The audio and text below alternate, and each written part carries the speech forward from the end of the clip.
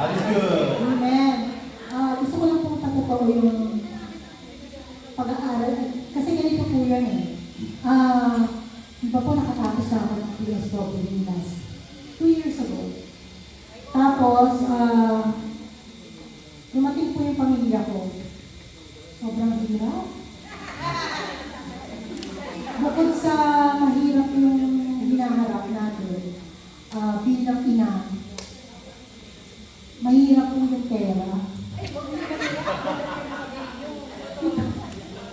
Magastos po kasi po 5 po kami. Medyo malaking pamilya po kami, magastos.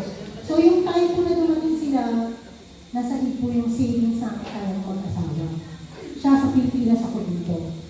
Ngayon, sabi ko kay Lord, naku, ano kayong gagawin ko? Kasi ang laki-laki ng upa namin sa bahay. Paano kaya kami makakapagbayad? Wala pang trabaho yung mister ko. Yung sinasahod ko, baka lahat yun pambayad ko. Wala na akong kakainin. Ngayon, siyempre, tao lang po ako, nangangamba rin tayo minsan. Pero pinagdasal ko po yun. Maya-maya po, lumapit yung kapatid ko. Sabi niya, ate, mag-aral kayo dalawa ng asawa mo.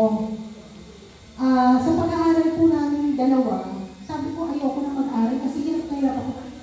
Very focus po kasi ako talaga pag nag-aaral ako. Para na ako nasisiraan ng ulo minsan. Pero kasi talaga siniseryoso ko po talaga yung pag-aaral. Ngayon sabi ko, o sige, online lang naman. Pwede naman. So yun nga po, sa madaling salita nag-aaral kami, nag-osap po kami. Pero sa totoo lang po mga kapatid, hindi pa po gayong kalaki yung natanggap namin sa OSAP. Simula po yun. Sunod-sunod ang biyaya ni Yahweh El Shaddai sa aming pamilya. Ngayon po, 1 taon na ang pamilya ko dito sa Canada. Nagtatanong kami mag-asawa, paano na tayo nakasurvive? Nagbabayad tayo ng 3,000 isang buwan sa apartment natin. Ang pag-aipaw namin, ilan ang gastusin. Pero siya lahat. Maya-maya ho, may biyaya, may biyaya. Lahat po ng biyaya. Siksik, liglig, umaapaw ang biyaya. Ngayon ho, natapos na kami sa pag-aaral namin. Natapos na ho yung pagpupuyat ko. Kasi ho, sa madaling salita, ako lang po ang nag-aaral. Ang asawa ko po nagtrabaho talaga po ng gusto. Ngayon, eto po, nagka-disability ako. Kasi nga po na balian ng kamay ko.